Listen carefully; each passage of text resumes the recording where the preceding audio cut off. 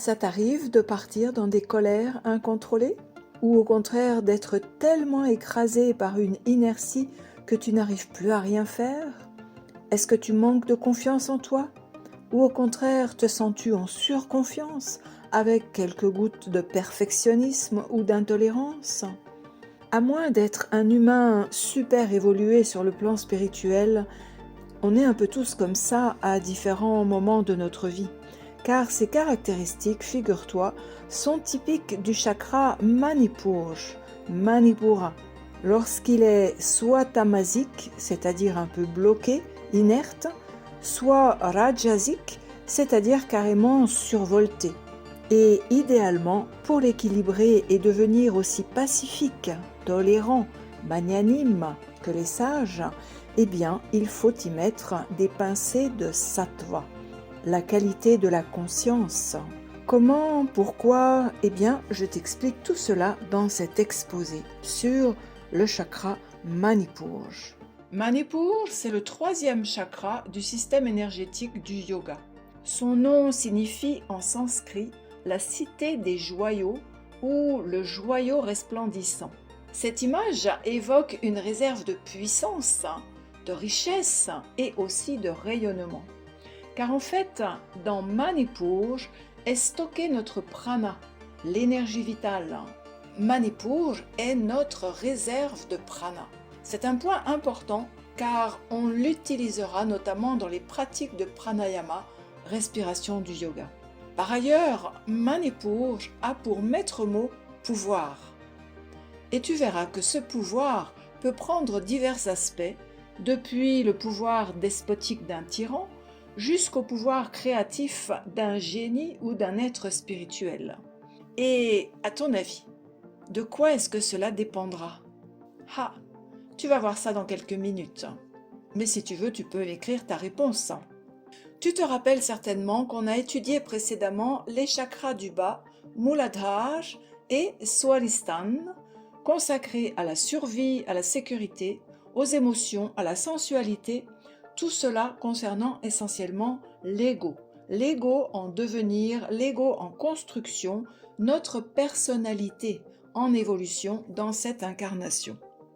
Or, avec Manipur, on arrive à un niveau intermédiaire entre les niveaux de survie et les centres supérieurs liés à l'amour, l'intuition et la conscience. Manipur marque donc une étape dans notre cheminement personnel. Il invite à transformer l'ego brut en puissance consciente. Ce n'est pas rien. Grâce à Manipur, l'ego prend sa place dans le monde en affirmant son pouvoir qui est, on l'a dit, le maître mot de Manipur.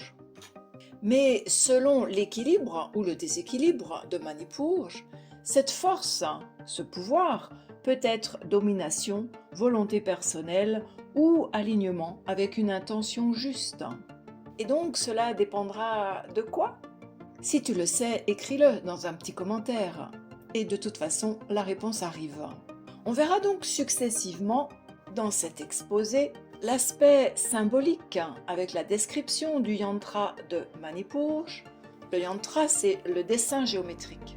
On verra ensuite les aspects physiques, physiologiques, comment et à quoi Manipur, centre psychique, est relié à notre corps physique, quels sont les organes sur lesquels il agit, et on verra aussi l'aspect psychologique, psychique, avec le rôle des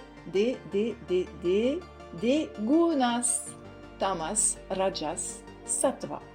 Et oui, ce sont eux les gunas, ou qualités de l'énergie qui circule dans les chakras, qui modifieront la qualité de ce chakra, comme de tous les chakras.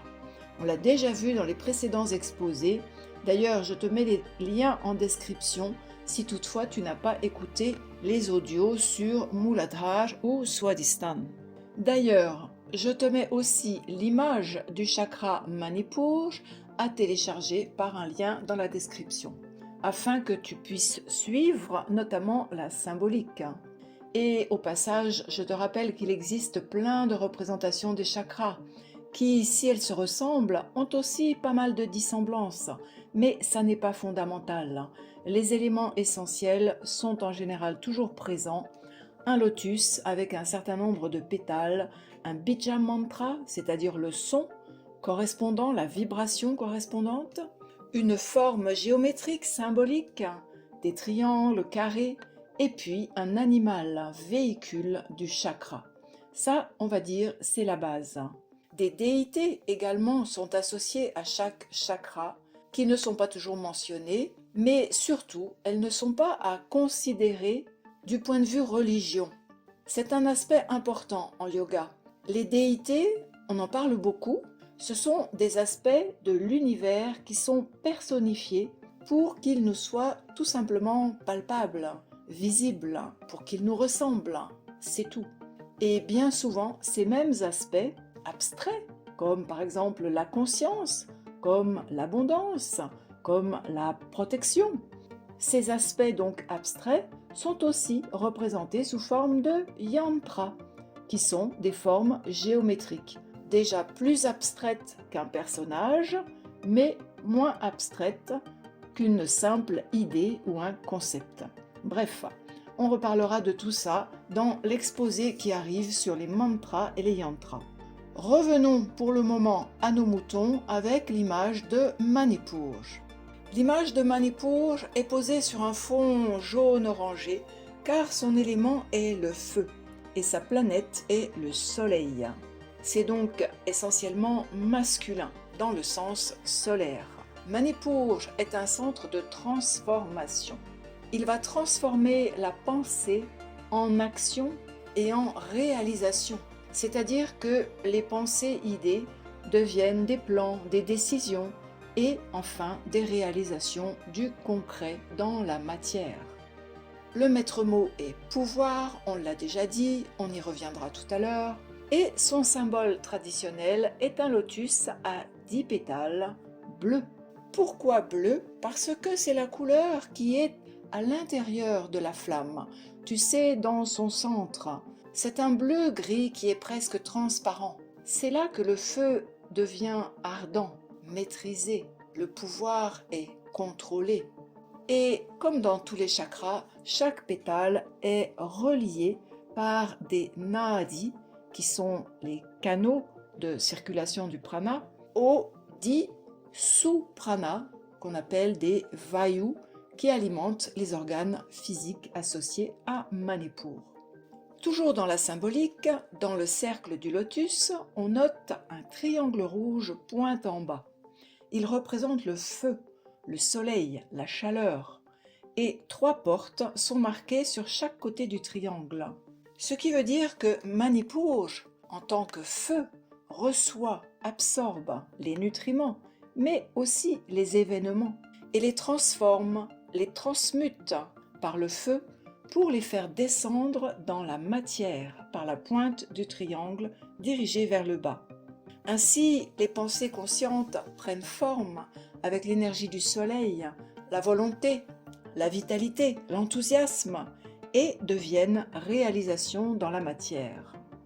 On l'a dit, côté élément, Manipur est associé au feu, qui est, là encore, intermédiaire entre la terre et l'eau, qui sont visibles, tangibles, et les éléments plus subtils que sont l'air, l'éther, invisible, intangible. Et là encore, on voit que Manipur représente une étape dans notre cheminement spirituel.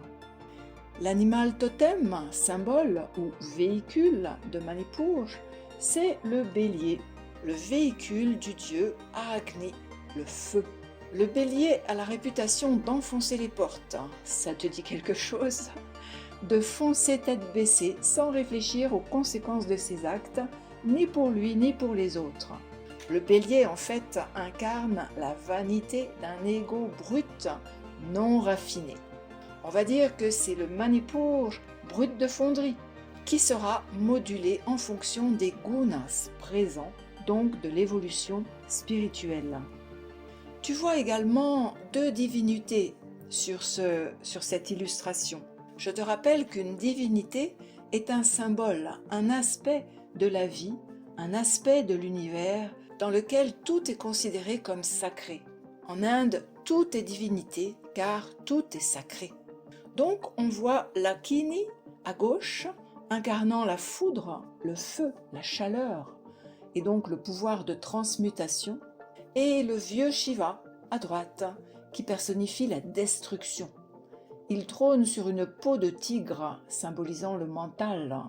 Et derrière eux trône la lettre sanscrite Ram. Ram, c'est le Bija Mantra, c'est-à-dire le mantra graine de Manipur. Tu verras son rôle dans la méditation dont on parlera tout à l'heure. Sur chaque pétale est écrite une lettre sanscrite. Ce sont les vibrations de Manipur que les yogis très avancés peuvent percevoir. Au-dessus de Ram, tu vois un petit croissant surmonté d'un point. On l'a vu dans les autres chakras. C'est le Bindu, le point transcendantal, le point de limite, frontière, entre le monde manifesté, duel, et la dimension non manifestée, non duel. On dit que dans Bindu de Manipur réside aussi la déesse Chandi, assise sur son lion imposant et intrépide. Chandi a le pouvoir de vaincre la nature inférieure de l'homme. Elle a le pouvoir de terrasser l'ego et l'ignorance dans laquelle il réside. C'est ainsi que Chandi personnifie la grâce divine qui nous amène au-delà du voile de l'ego, au-delà du voile de l'ignorance, créé par la peur, créé par cette ignorance. Ainsi, notre nature inférieure est transmutée par l'alchimie du feu, consumée par l'immense chaleur du soleil de Manipur. On peut en dire encore beaucoup sur l'illustration de Manipur, mais allons un peu vers la suite. Sa localisation dans le corps physique. Eh bien, Manipur, on l'a dit tout à l'heure, il est au niveau du plexus solaire, c'est-à-dire derrière le nombril contre la colonne vertébrale. Associé à l'élément feu, il est le représentant ou l'instrument du soleil dans notre corps. Et on l'a dit aussi, c'est donc notre réservoir de prana, énergie vitale. Tu te rappelles peut-être que notre énergie vitale part de Muladhara pour monter dans les chakras au travers des nadis qui entourent la colonne vertébrale, Ida Pingala. Ainsi, Muladhara est considéré comme le générateur ou disons le moteur ou l'interrupteur qui met le prana en action, tandis que Manipur est le réservoir de ce prana, comme la batterie de notre corps. Tu vois bien la différence, j'imagine. Et donc, comme le feu, Manipur transforme la matière en lumière, en chaleur, en énergie. Placé au centre de l'abdomen, derrière le nombril, il est associé à tout le système digestif, donc à l'estomac, au foie, au pancréas, aux intestins, etc. Et il régule le métabolisme. Donc si on a un problème digestif, on peut aller voir ce qui se passe dans notre Manipur. Et les pratiques dont je te parle par la suite, de méditation, d'harmonisation, seront ô combien bénéfiques. Le sens dominant alimenté par Manipur, c'est la vue, la vision, et nos organes de perception reliés à Manipur sont tout naturellement les yeux, les organes d'action, les pieds et les jambes. Et sur le plan endocrinien, Manipur est associé au pancréas qui régule la glycémie et aussi au surrénal qui gère l'adrénaline. Et sur un plan subtil, eh bien, Manipur nous permet aussi de digérer ou pas les émotions, les expériences de la vie, les traumas, de transmuter ces expériences qui pourraient se cristalliser dans des cellules en apprentissage spirituel qui va dissoudre le trauma pour ne garder que la quintessence de l'expérience. Cela sera en fonction des gunas, des karmas et bien sûr du degré d'éveil. Et justement, voyons maintenant l'approche psychologique et spirituelle de Manipur. Ce chakra Manipur est souvent présenté comme le chakra de la volonté et de la confiance en soi. Mais à un niveau plus profond, il est surtout le lieu de la transformation de l'ego et du passage de la puissance personnelle à la conscience spirituelle. Ainsi, un Manipur bien réglé nous enseigne que la spiritualité n'est pas une échappatoire. Manipur bien équilibré nous apprend à faire face à notre incarnation, à nos karmas, et ainsi agir dans le monde devient une voie de transformation, devient notre responsabilité, notre dharma. L'élément feu n'est pas seulement digestif ou énergétique, tu l'as compris maintenant. C'est aussi le symbole de la transformation intérieure. Il représente le processus alchimique de cette transformation. Le feu qui brûle les impuretés pour révéler l'essence. À ce titre, les pétales du yantra nous enseignent une chose importante. Ils représentent en effet les émotions de base d'un ego non raffiné et aveuglé. Exemple, le désir, la jalousie, la honte, l'ambition, la colère, le pouvoir, l'orgueil, la vanité. Tu vois que ces émotions, pourtant relativement toxiques, sont donc présentes, illustrées dans le chakra, donc acceptées. Cela signifie que la transformation ne se fait pas en rejetant ces énergies, mais en les acceptant, puis en les traversant. Une image pour illustrer cela: pour faire le ménage dans une pièce, il faut entrer à l'intérieur. Il faut prendre un balai, une brosse, des éponges, des chiffons et vraisemblablement se salir, recevoir de la poussière. Eh bien, pour nettoyer les émotions ou aspects sombres de notre personnalité et de notre psyché, il faut entrer à l'intérieur et les transformer. Donc, c'est important de se rappeler que le feu de Manipur ne supprime pas les émotions, il les transmute.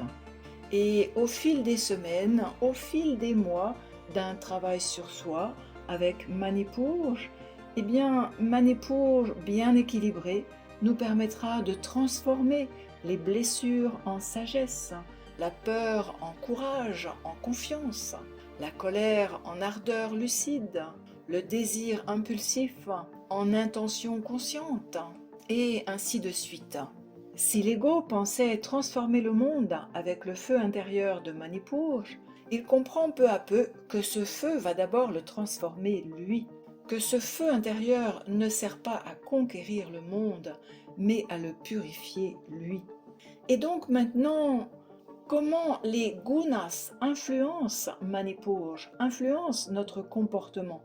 Tu te rappelles, les gunas, ce sont les 3 qualités que peut prendre l'énergie, le prana, qui est présent partout et alimente la vie.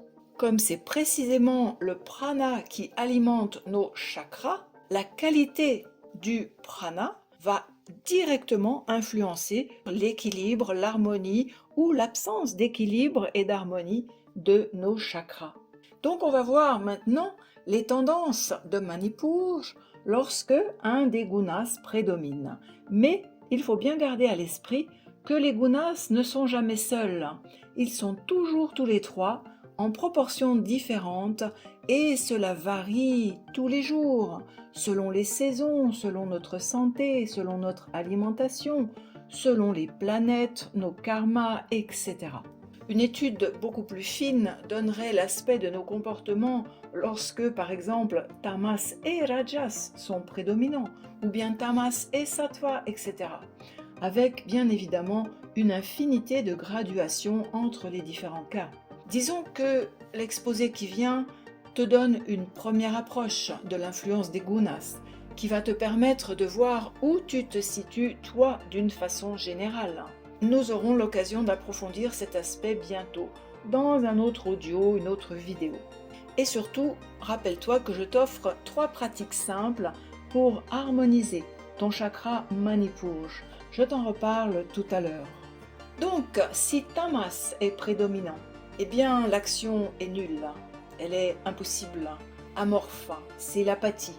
On reporte, on est velléitaire, on a peut-être quelques idées, quelques intentions, mais rien ne prend forme, rien ne s'organise.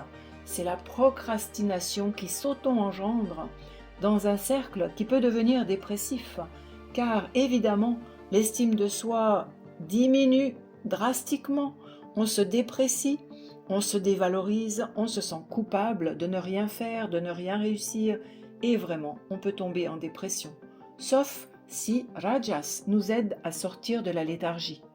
Maintenant, si Rajas prédomine, alors l'action est omniprésente, car Rajas, c'est l'action. Alors, on ne peut pas rester sans rien faire, c'est juste impossible. Les actions, cela dit, présentent toujours un intérêt personnel. L'ego peut même être surdimensionné, prendre vraiment toute la place, avec des émotions explosives, surtout la colère. Et bien sûr, la soif de pouvoir peut se manifester dans la rigidité, l'autorité, l'intolérance, l'intransigeance et la volonté d'avoir toujours raison. Bien sûr, cela génère une incompréhension vis-à-vis des autres. D'ailleurs, l'autre n'existe pas, quasiment pas. Dans tout échange, la personne dont le manipurge est rajasique cherchera à faire perdre l'autre, quitte à perdre elle-même.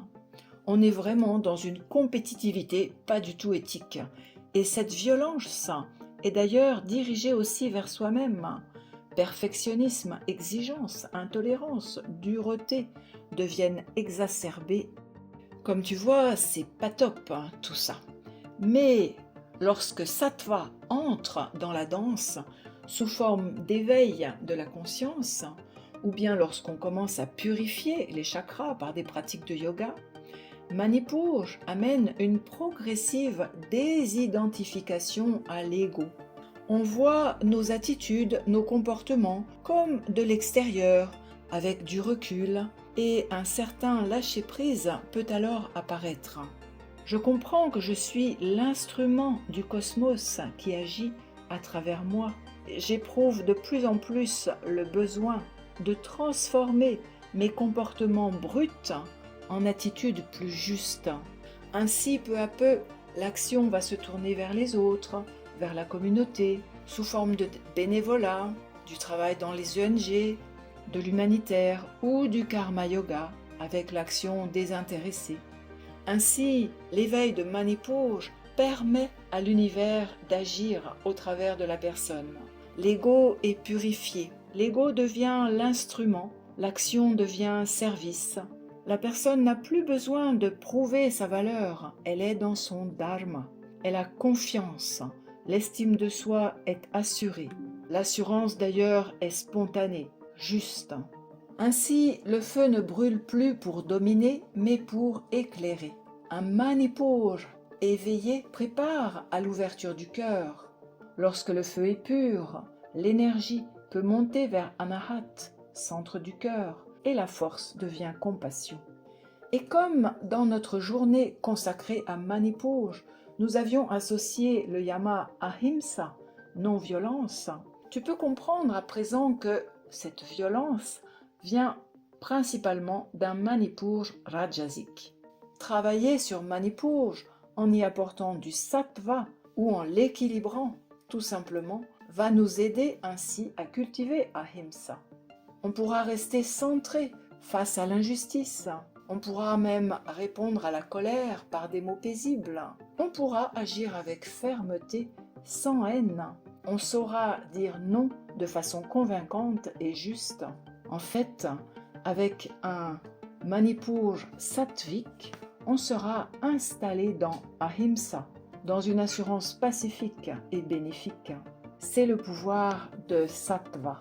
Lorsque Manipurge s'harmonise, Ahimsa, la non-violence, arrive sans effort. C'est bien beau tout ça, mais comment faire, te dis-tu peut-être? Eh bien, justement, je te propose 3 pratiques. Pour les trouver, eh bien, tu as les liens de téléchargement dans la description de cet exposé, avec les documents explicatifs. Quelles sont ces 3 pratiques? Une méditation créative sur le yantra de Manipurge, c'est-à-dire que tu vas dessiner ou bien colorier le yantra tout en répétant son bija mantra, Ram. Les instructions précises sont dans le document. Et puis tu as aussi Tratak. Tratak qui est une pratique de concentration de ton regard sur une image et en l'occurrence, cette image sera le yantra de Manipurge. Là aussi, les instructions sont dans le document. Et enfin, tu as un Yoga Nidra dédié à Manipur. Le lien de l'audio est bien sûr en description. Ces pratiques sont vraiment faciles, agréables, ludiques et sans aucun danger.